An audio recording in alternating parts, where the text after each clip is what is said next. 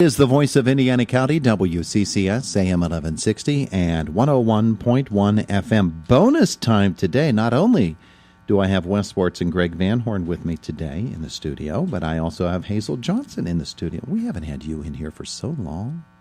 My goodness gracious. Well, it's good to have you. Good to have you. All right, so the topic is Wreaths for Indiana County Veterans. And this is, what year is this for this program? This will be the fourth year. The fourth year for Wreaths for Indiana County Veterans, and it's just such an amazing program. And what's amazing about it is how quickly it was embraced and how many people really want to take part in this. It really does. It's fascinating just to watch how this has come together down through the years. So somebody give me the details. The whens, the wheres, and the hows. This year's event will take place on December 8th at noon. Next Saturday. Next Saturday, correct. We distribute the wreaths out on December 6th on Thursday at the VFW. So at noon on Saturday, we'll have a program right in front of the courthouse, as we do every year. And I'll let Hazel elaborate a little bit on that because she's helped me program it this year. Okay, I can do that. Well, it's a half-hour program because we sometimes have cold weather, cold winds, a little snowflakes, but mostly it's been sunshine. So we keep it to a half-hour outside program at the Veterans Wall. We'll start with a moment of silence, and we'll have the church bells hopefully be ringing at that time they're invited to, and we'll have some bells there to ring. We'll have presentation of the colors, and then we'll have some opening speeches, and maybe a poem regarding veterans.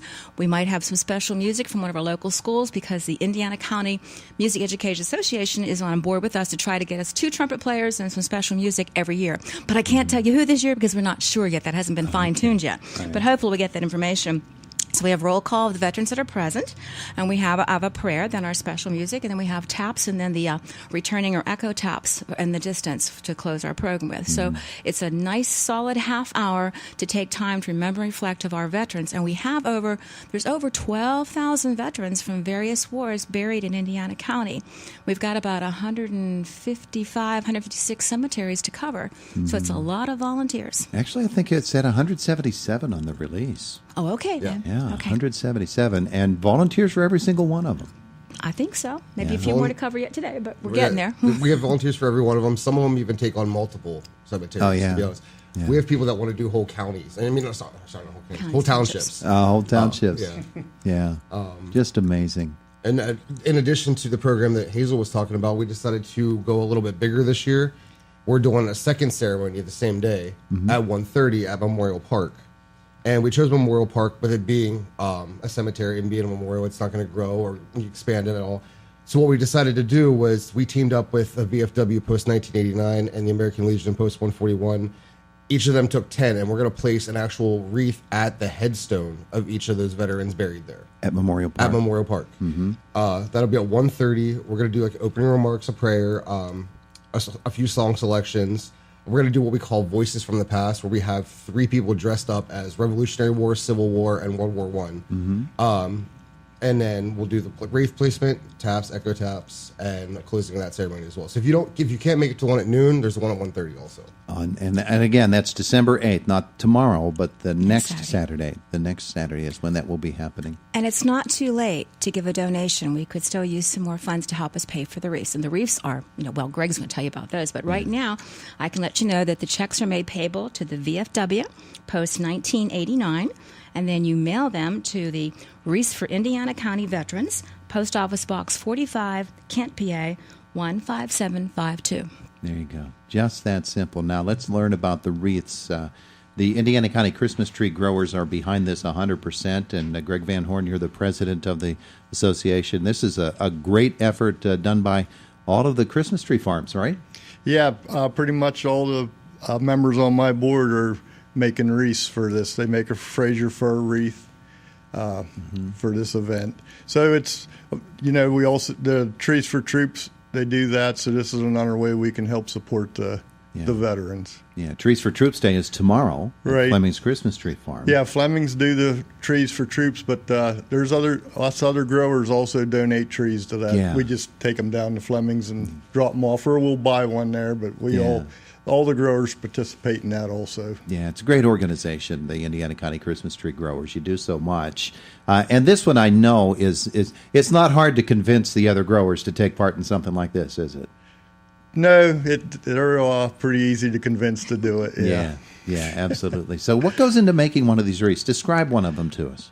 All right, well, you got a ring that has wires sticking up it. You take, you go out and you get a tree, and you cut the boughs off at the end pieces. And then you take a handful of them, you cut them to a proper length, you put it in the wreath, you step on the pedal of the wreath making machine, and that clamps it together. And then you do that about 12 times around that ring till you get a full wreath made. Yeah. So it takes about 25 minutes, 20 minutes, 25 minutes to make a wreath without cutting up the trees for it. Yeah, well, that is an investment of time as well. Right, yeah. You just don't whip them out every 10 minutes. If you want a nice one. Yeah, and you do for something like this. Yeah, they're very nice wreaths. They are very full, heavy wreaths. Yeah. You can see the difference. If you look at some of the department stores, they're a little flatter. These ones have a lot more material in them. They're heavier, and they'll last longer. Yeah. And there will be a wreath placed at the entrance to every cemetery in Indiana County. To every cemetery. And then there's a big wreath placed over here at the Veterans Wall that the Tourist Bureau, they pay for that wreath. They sponsor it. Yeah. And then other donations pay for the 200. We're making 200 wreaths altogether for next Saturday. Yeah. Now, Hazel, you mentioned the church bells. We're asking all the Indiana County churches to ring their bells at noon on that day. We'll get you in front of the microphone again. Yes, we are asking them to do that. If they have bells, to please ring them. Yeah. And as for donations, once you reach the point where you've covered all the costs, if there is money left over, that goes to a very good cause, too. That's right. After we take care of covering the wreaths, and the wreaths also have a big red bow, and they just look beautiful from the highway when you're driving through Indiana County. After we've gotten the wreaths covered, then the extra money will be donated to the Indiana County Department of Veterans Affairs to assist living veterans. Yeah, absolutely. And again, we reach out to our vets in so many different ways, and Brenda Stormer and the folks over at Veterans Affairs do such a wonderful job. So we certainly do encourage folks to make those donations in order to honor those who have passed and are interred in our Indiana County cemeteries, and those who are on active duty even today, and of course the veterans themselves. And some churches may do a ceremony before next Saturday of their own choice, or some communities do their own little service, which is great. In fact, a little country church, Bethel Presbyterian Church, they're going to have their kids at their play practice put the wreath up Saturday in the cemetery and have a word of prayer for veterans. So that's their plan. What a good thing is that teaches the young folks about it, too. Wes, let's talk a little bit about, of course, you're with the American Legion and the VFW, all of the military fraternal organizations support events such as this because it is so important to remember, but also to honor those. And everybody who's in your organization or any of the other organizations knows probably people who are interred who they served with. Right, and as Greg was saying, we always do 200 wreaths and everything, but we do approximately 177 to 180 cemeteries or war memorials. Those extra 20, we have people chomping at the bit just to buy off us to place on a loved one's headstone themselves. Oh, I see. So that's why we do allow that little overlap and everything. But yeah, it's not hard to get the volunteers, to be honest with you. You just put that sheet down and then there's a giant line. Yeah. So people really appreciate our veterans, and it's so heartwarming to be part of an organization such as this to do things like that. Yeah. Wreaths for Indiana County Veterans happens on December the 8th. The ceremony across the street at noon, of course, with Major General Ruddick involved. You know that the county is going to certainly step up to honor our veterans, and that big program will be taking place. And that's a really interesting thing that you said, Wes, about the ceremony at Memorial Park, too. So 2 ceremonies on that day. We hadn't heard that about Memorial Park. That'll be fun. That's a brand new one this year. We decided to try to expand just a little bit, but not too much.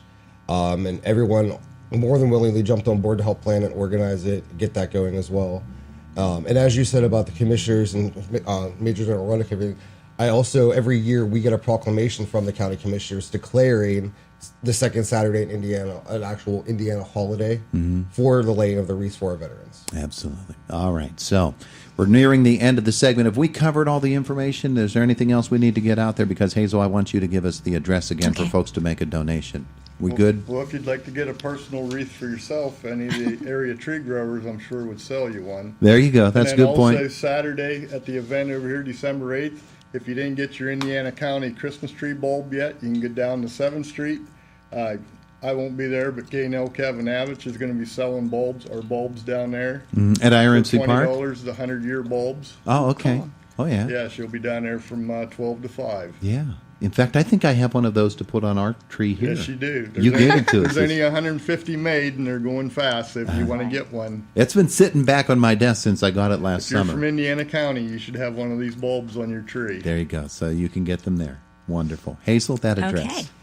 The address is Wreaths for Indiana County Veterans, Post Office Box 45, Kent, Pennsylvania, 15752. But please make the checks payable to the VFW Post 1989. There you go. There you go. Wonderful. And we hope even more people come on board for Wreaths for Indiana County's veterans. Thank you so much, all of you, for coming in today. Thank you. Thank you. We appreciate it. It is the voice of Indiana County, WCCS, AM 1160, 101.1 FM.